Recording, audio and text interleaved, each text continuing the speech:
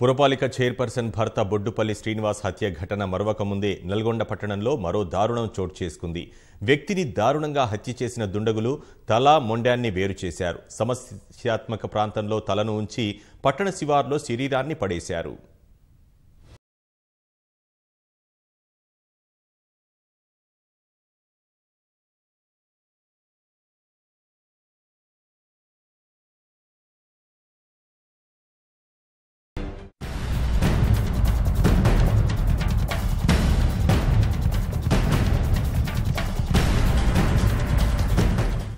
నల్గొండ పట్టణంలో వారం వ్యవధిలో 2 దారుణ హత్యోదంతాలు వెలుగుచూడడం కలకలం రేపుతోంది. కోమటిరెడ్డి అనుచరుడు శ్రీనివాస్ హత్య కేసులో నిందితుల్ని అరెస్టు చేసిన మరుసటి రోజే మరో దారుణ హత్య చోటు చేసుకుంది. తల మొండెన్ని తీసుకొచ్చి నల్గొండలోని వేరువేరు ప్రాంతాల్లో పడేసిన ఘటన భయాందోళనల్ని రేకెత్తించింది.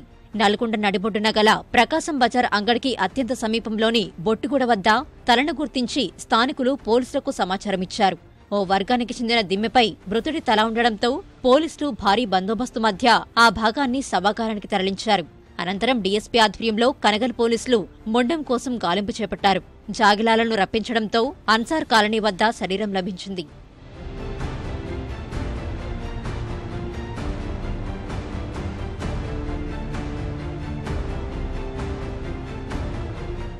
మృతుడు కనగల్ మండల కేంద్రానికి చెందిన ట్రాక్టర్ డ్రైవర్ పాలకురి రమేష్ గా గుర్తించారు.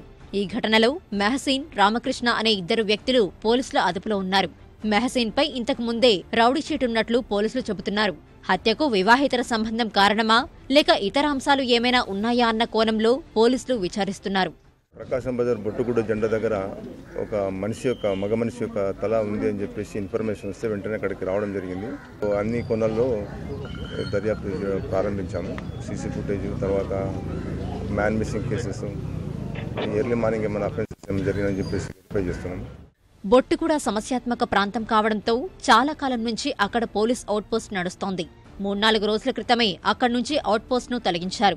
ఇలాంటి పరిస్థితుల్లో ఈ ఘటన చోటు చేసుకోవడం పోలీసు వర్గాలను కలవరానికి గురిచేసింది. వారం వ్యవధిలో 2 హత్యలు చోటు చేసుకోవడంతో నల్గొండ ప్రజల్లో భయాందోళన నెలకొంది.